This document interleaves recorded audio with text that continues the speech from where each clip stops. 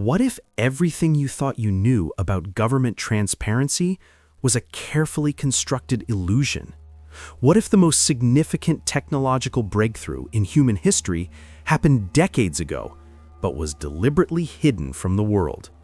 Tonight, we're going to explore something that goes far beyond one man's claims about alien spacecraft. We're going to examine the darker, more unsettling truth that Bob Lazar's story exposes about the nature of government secrecy, the weaponization of credibility destruction, and the profound implications of technology suppression.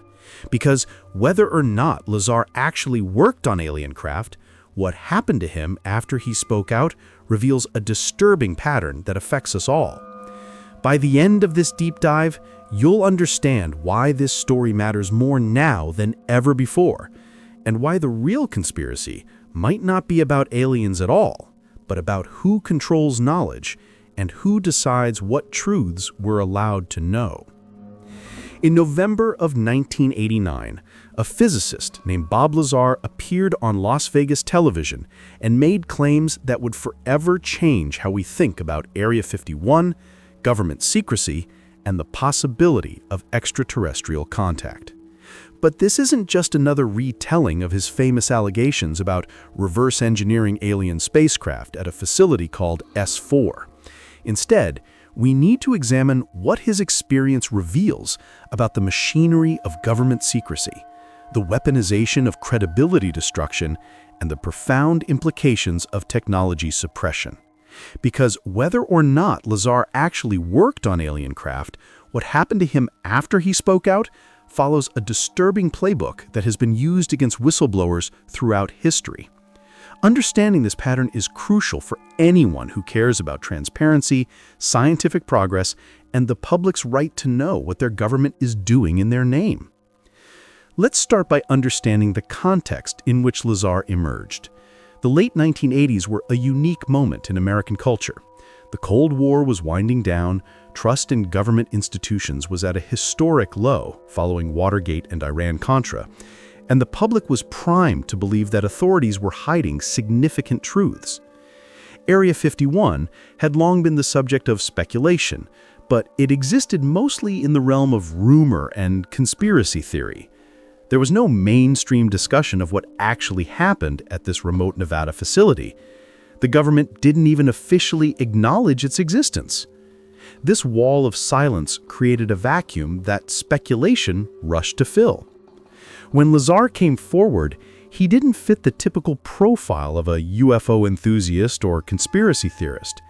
He presented as calm, technically articulate, and seemingly reluctant to share his story. He wasn't selling books or launching a speaking tour. He appeared genuinely frightened of the consequences of speaking out.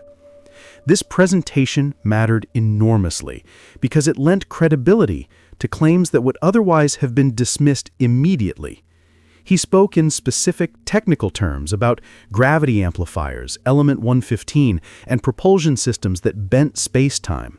He described security procedures, biometric scanners, and compartmentalized operations with the kind of detailed precision that suggested first-hand experience rather than imaginative fabrication. But here's where the story becomes truly interesting. Not because of what Lazar claimed to have seen, but because of what happened next. Almost immediately, a systematic effort began to discredit him. This is where we need to pay very close attention, because whether Lazar was telling the truth or not, the response to his allegations follows a pattern that has been documented in numerous whistleblower cases involving classified programs. Understanding this pattern is essential for anyone trying to navigate claims about government secrecy. The first line of attack was his educational credentials. Lazar claimed degrees from MIT and Caltech, but investigators found no records, no transcripts, no yearbook photos, nothing to prove he had attended these prestigious institutions. This absence of evidence was presented as definitive proof that Lazar was a fraud. But this raises a crucial question that often gets overlooked in discussions of his case. If someone wanted to discredit a whistleblower who had worked on a classified program, what would be the most effective method? You would attack their credibility at its foundation. You would make it impossible for them to prove their qualifications. You would erase the paper trail. Now, this cuts both ways. It's entirely possible that Lazar never attended these schools and simply fabricated his credentials to appear more authoritative. That's a reasonable interpretation of the missing records. But it's also true that we have documented evidence of government programs that have erased or altered records when it suited their purposes. The CIA's Project MKUltra files were deliberately destroyed. Documents related to human radiation experiments were hidden for decades. The historical record is clear that when classified programs are threatened with exposure, one response is to eliminate evidence of their existence. What makes Lazar's case particularly intriguing is that there are breadcrumbs suggesting he did have some connection to Los Alamos National Laboratory. A 1982 phone directory lists him. A local newspaper article from that period features him discussing his work with particle accelerators. These aren't the kind of fabrications that someone invents out of whole cloth. They're documented, verifiable pieces of evidence that suggest, at minimum, Lazar had some involvement in scientific work at a government facility. The question is whether he worked there as a low-level technician, as skeptics claim, or as a physicist on classified projects, as he asserts. The absence of complete records makes it impossible to know with certainty. This ambiguity is actually the point. One of the most effective ways to handle a potential security breach is not to completely deny everything, which can draw more attention and scrutiny, but to muddy the waters sufficiently that the truth becomes impossible to determine. You acknowledge enough to prevent the whistleblower from being completely vindicated, but you discredit enough to prevent them from being taken seriously. You create a fog of uncertainty where clear answers should exist. This is a documented tactic in information warfare and counterintelligence operations. It's called active measures in some contexts, and its purpose is not necessarily to convince everyone that the whistleblower is lying, but to ensure that no one can be certain they're telling the truth. The second phase of Lazar's discrediting involved personal attacks. In the early 1990s, he was arrested for involvement in a prostitution operation. This had nothing to do with his claims about S4 or alien technology, but it didn't need to. The purpose of highlighting personal failings or legal troubles is to poison the well. It creates a narrative that says, this is not a credible person, this is someone who makes bad choices and cannot be trusted. Whether the legal troubles were legitimate or whether they were part of a coordinated harassment campaign designed to provide ammunition for discrediting him is, once again, impossible to determine with certainty. But we know from documented cases like the FBI's COINTELPRO operations that law enforcement and intelligence agencies have used exactly these tactics against individuals they considered threats. What's particularly noteworthy about Lazar's response to all of this is his consistency. For over 3 decades, he has told essentially the same story with the same details. He hasn't embellished over time, he hasn't changed core elements to fit new information or to make his claims more dramatic. He has repeatedly stated that he doesn't care whether people believe him, that he's not interested in convincing anyone, and that he simply wants to be left alone. This is highly unusual behavior for someone perpetrating a hoax. Hoaxers typically escalate their claims over time, adding new details to maintain interest and relevance. They write books, they do speaking tours, they monetize their story in every way possible. Lazar has done none of these things. He runs a scientific supply business. He rarely gives interviews. When he does speak, he appears uncomfortable and reluctant. This doesn't prove he's telling the truth, but it does suggest that his motivations are not what we typically see in cases of deliberate fraud. People don't usually maintain a consistent lie for 3 decades without any apparent benefit and at significant personal cost unless there's something genuine driving that persistence. Either Lazar experienced what he claims, or he has convinced himself so thoroughly of a false memory that it has become psychologically real for him. Both possibilities are fascinating in their own way, and both tell us something important about how humans process extraordinary experiences. Now let's examine the technical claims Lazar made and why they matter regardless of their literal truth. In 1989, Lazar described element 115 as the fuel source for the alien propulsion system. At that time, element 115 had not been synthesized or discovered. It existed only as a theoretical possibility on the periodic table. Skeptics pointed to this as evidence of fabrication, arguing that Lazar had simply extrapolated from known physics to create a plausible-sounding but fictional technology. Then, in 2003, scientists successfully synthesized element 115, which was later named moscovium. This discovery was presented by some as vindication of Lazar's claims, but the element they created was highly unstable, decaying in milliseconds, not the stable isotope Lazar described.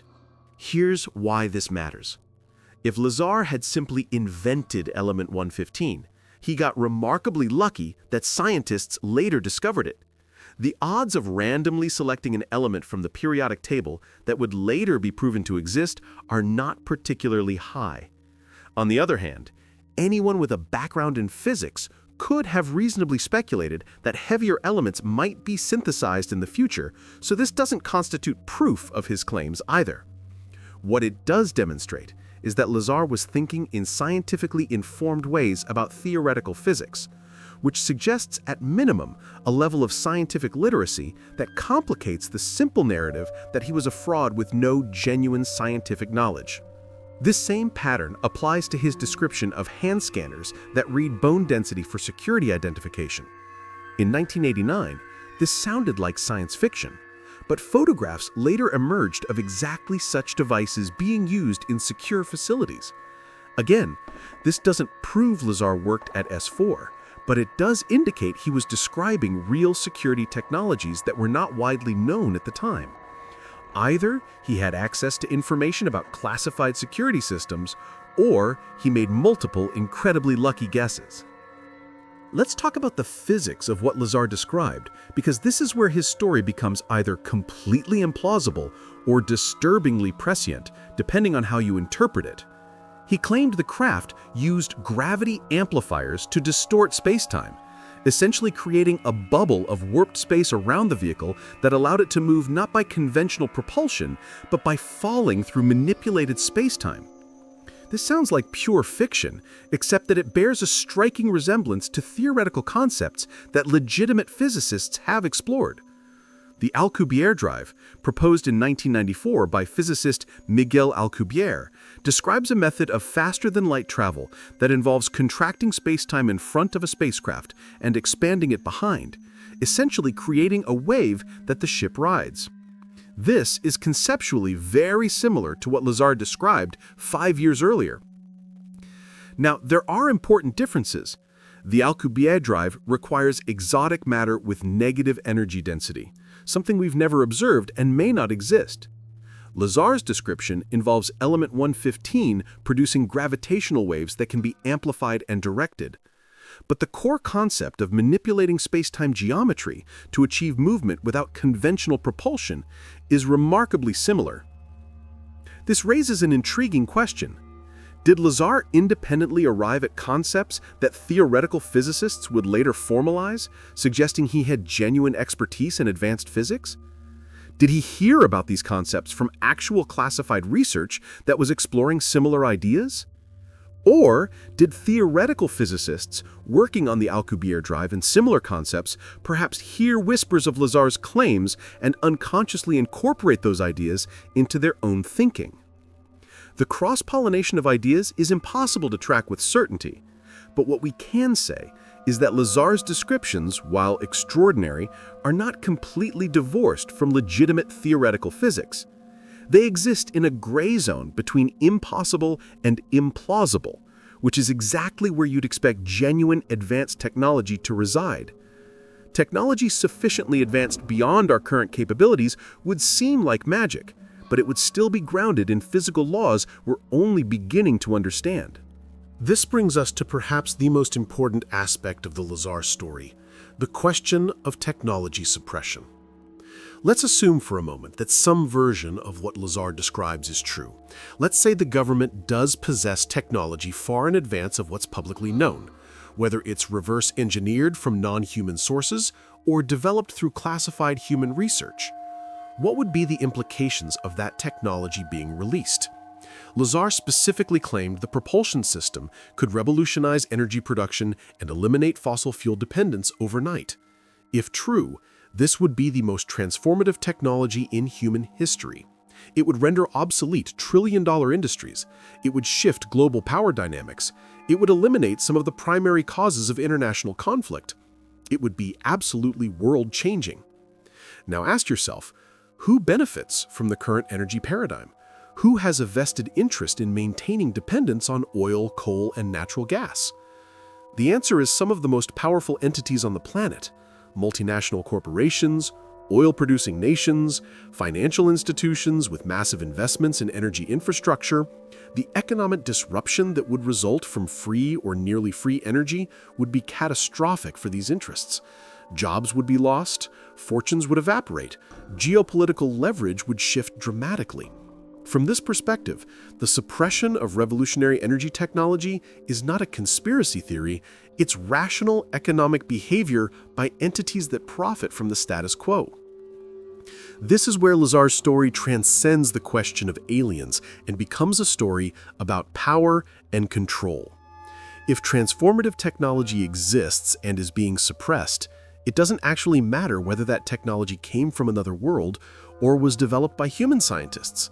What matters is that it's being kept from humanity for reasons that benefit the few at the expense of the many. This is a pattern we've seen throughout history. Technologies that threaten existing power structures face resistance, suppression, and delay. The transition from horse-drawn carriages to automobiles was opposed by established interests. The shift from coal to oil faced enormous resistance.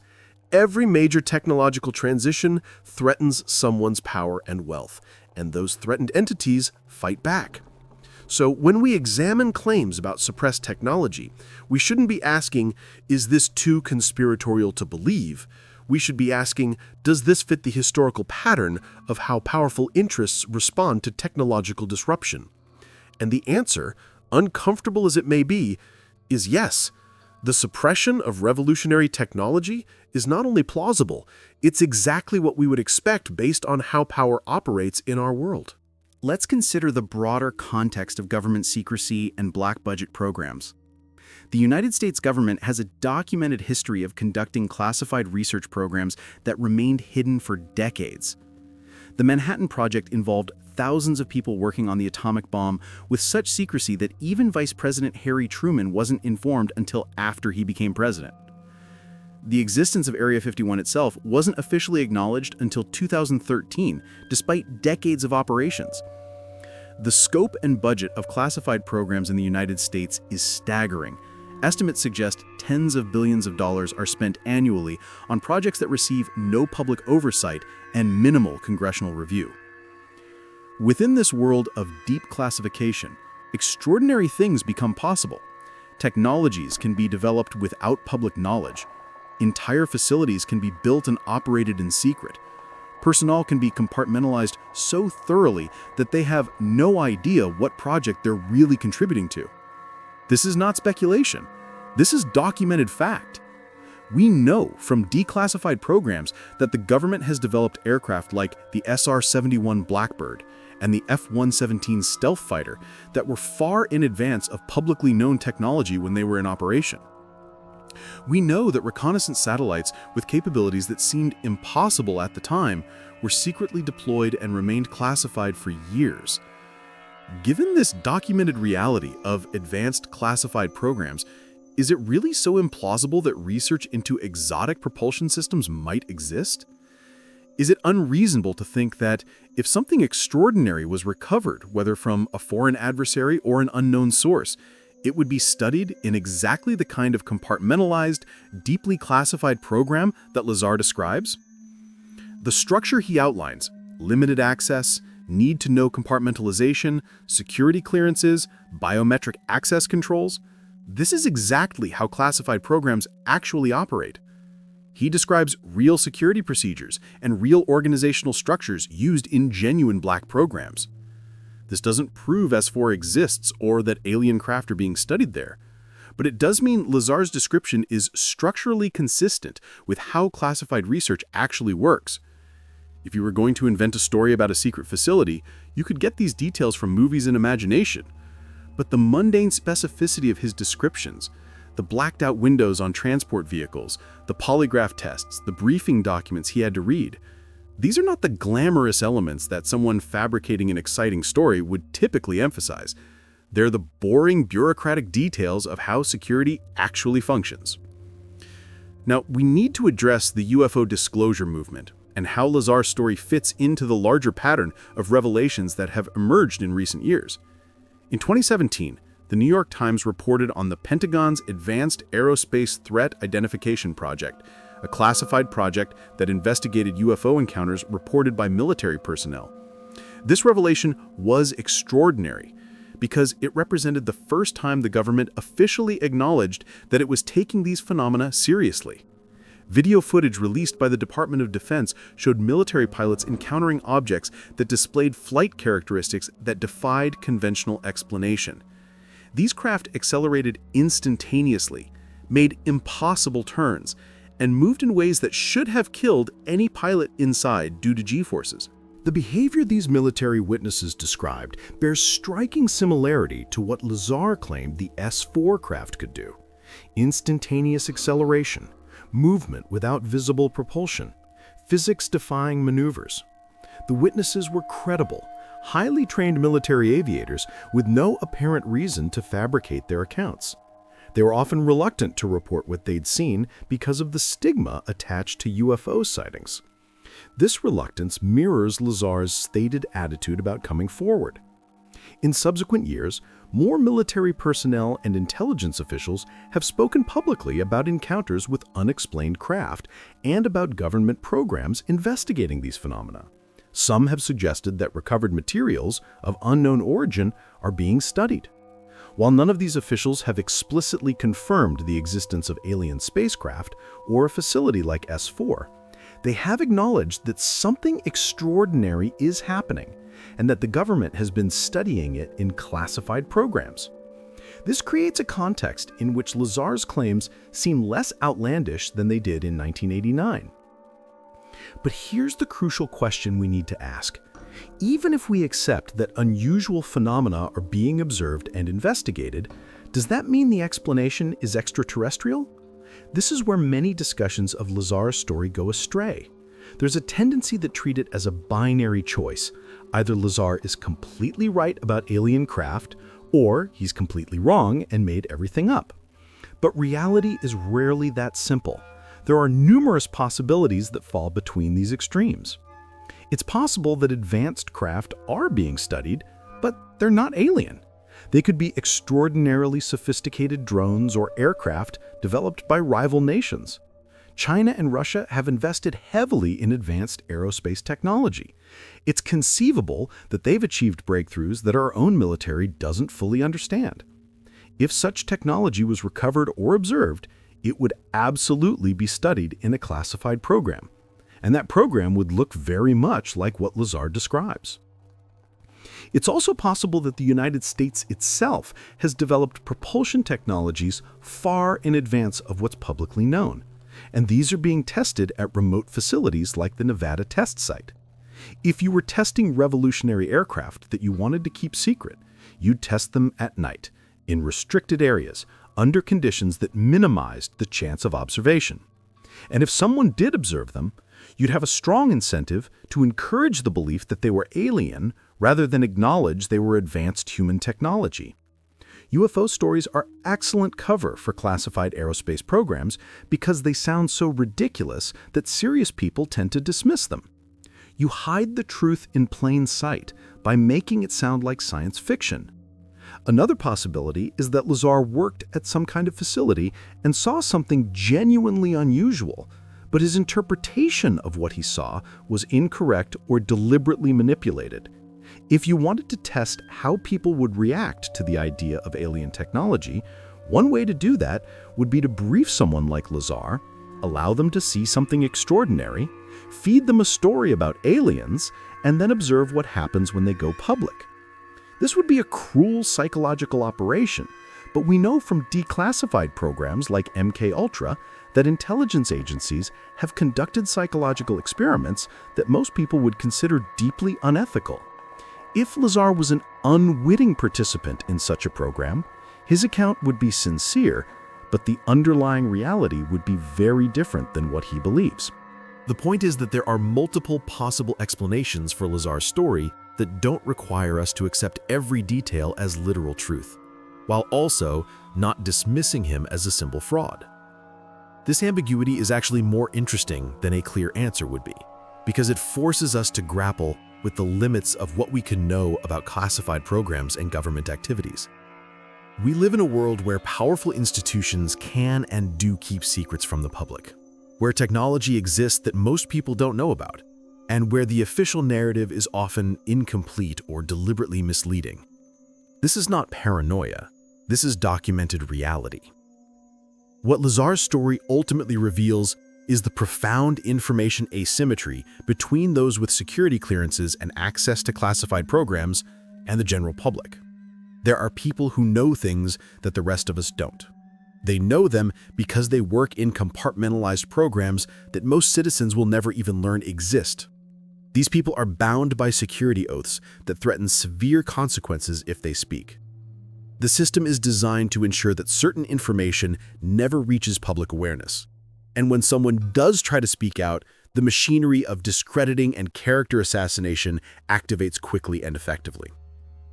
We've seen this pattern with numerous whistleblowers. Edward Snowden revealed illegal mass surveillance and was immediately branded a traitor. Chelsea Manning exposed war crimes and spent years in prison. Thomas Drake tried to go through proper channels to report waste and illegality at the NSA and faced prosecution under the Espionage Act. The message is clear. If you have access to classified information and you try to inform the public about what your government is doing, you will be destroyed personally and professionally, regardless of whether what you're revealing is in the public interest. Lazar's experience fits this pattern perfectly. Whether or not his specific claims about alien craft are true, the response to his allegations follows the established playbook for dealing with someone who has potentially revealed classified information. You attack their credibility, you highlight personal failings, you make their life difficult through legal and professional harassment, and you ensure that anyone else who might consider speaking out sees what happens to whistleblowers. This has a chilling effect. It ensures that most people who work in classified programs will never speak publicly, even if they witness things the public deserves to know about. This brings us to the question of why any of this matters if we can't know the truth with certainty. Why spend time examining claims that are ultimately unprovable? The answer is that the story itself, regardless of its literal truth, is a lens through which we can examine larger issues of secrecy, power, and the public's right to know. Every year, billions of dollars are spent on classified programs that receive minimal oversight. Technologies are developed behind closed doors. Decisions that affect all of humanity are made by small groups of people without public input or awareness. This concentration of knowledge and power should concern anyone who values democratic principles and transparency. If revolutionary technology exists and is being suppressed, that's an injustice regardless of where that technology came from. If government agencies are lying to the public about what they know, that erodes trust and accountability. If whistleblowers are being systematically destroyed for trying to inform citizens about what their government is doing, that's a threat to open society. These issues are real and important, whether or not Bob Lazar worked on alien spacecraft. The Lazar story also raises profound questions about scientific progress and who gets to control transformative knowledge. Throughout history, scientific advancement has often been slowed or redirected by powerful interests.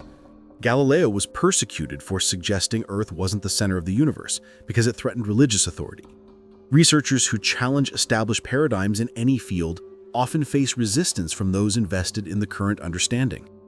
If genuinely revolutionary technology exists, the resistance to its release would come from multiple directions, not just government secrecy, but corporate interests, institutional inertia, and the simple fact that transformative change is destabilizing and frightening. Imagine for a moment that gravity manipulation is possible and that it's been achieved in some classified program. The implications are almost unimaginable. Unlimited clean energy, interstellar travel, technologies that would make our current civilization look primitive. But releasing that knowledge would upend everything. Every existing industry would face obsolescence. Every nation's military would need to be reconceived. The global economy would be completely restructured. Millions of jobs would vanish. The social disruption would be catastrophic in the short term, even if the long-term benefits were enormous. From this perspective, those who suppress such technology might genuinely believe they're protecting civilization from chaos and collapse. They might see themselves as responsible guardians who understand that humanity isn't ready for such transformative knowledge. This paternalistic view is deeply problematic because it assumes that a small group of people has the right to make these decisions for all of humanity. But it's also a perspective we should understand because it explains why secrecy around revolutionary technology might persist across administrations and generations. It's not necessarily a conspiracy of evil people trying to hurt humanity. It might be a conspiracy of people who believe they're protecting humanity from itself, who think that controlled, gradual release of advanced technology is safer than sudden transformation. This doesn't make the secrecy right, but it does make it more comprehensible as a human phenomenon rather than cartoonish villainy. As we've moved further into the 21st century, the stigma around discussing UFOs or UAPs has diminished significantly. Serious journalists, scientists, and government officials now acknowledge that unexplained phenomena are real and deserve investigation. This shift in discourse makes Lazar's story simultaneously more and less interesting. It's less interesting because the basic premise that unusual craft exist and are being studied is no longer controversial. It's more interesting because if the government now admits it's investigating these phenomena, what does that mean for Lazar's claims about S4 and reverse engineering programs? Was he wrong about the details but right about the basic fact that something extraordinary is being studied? Or is current disclosure a limited hangout, a deliberate release of some information to distract from even more significant secrets? These questions bring us back to the fundamental challenge of navigating claims about classified programs. We're trying to understand a world that's deliberately hidden from us. The information we have access to is incomplete by design. The people who know the truth are prevented from speaking. The official narrative is carefully managed. Under these conditions, certainty is impossible. We can only examine the evidence, consider multiple possibilities, and acknowledge the limits of our knowledge. What we can say with confidence is that Bob Lazar's story has endured for over 30 decades because it speaks to something real in our relationship with government, authority, and truth. Whether or not every detail he described is accurate, his account captures the reality that powerful institutions keep secrets, that transformative technologies may exist beyond public awareness, and that individuals who try to bring hidden truths to light often pay a severe personal price. These truths are uncomfortable, but ignoring them doesn't make them less real. The persistence of Lazar's story also reflects our collective hunger for answers to profound questions. Are we alone in the universe? What is the government hiding? What technologies are possible that we haven't imagined? These questions resonate because they touch on fundamental aspects of human existence and our place in the cosmos. Whether Lazar provides real answers or simply articulates the questions in a compelling way, his story has become part of how we think about these issues. As we look to the future, the questions raised by the Lazar case remain deeply relevant. As more information about UAPs enters public discourse, as technology continues to advance, as calls for transparency grow louder, we're going to face ongoing debates about what the public deserves to know and who decides what information should remain classified. The balance between national security and democratic accountability is never easy, but the Lazar story reminds us that secrecy comes with costs. Costs to truth, to scientific progress, to democratic participation, and to the individuals who dare to challenge the official narrative. In the end, Bob Lazar remains an enigma. A man who told a story that changed UFO discourse forever, who endured decades of scrutiny and attack, and who never wavered from his core claims. Whether he's a truth teller, a victim of psychological manipulation, or something else entirely, his story serves as a mirror reflecting our deepest hopes and fears about what lies beyond our current understanding.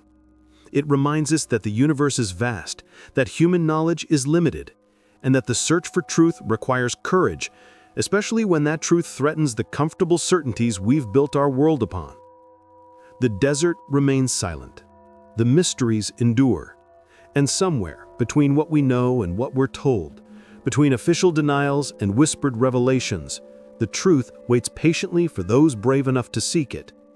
Whether that truth vindicates Bob Lazar or reveals something entirely unexpected, the questions he raised will continue to echo through our collective consciousness, challenging us to look deeper, question more persistently, and never accept that the boundaries of the known world are fixed and final.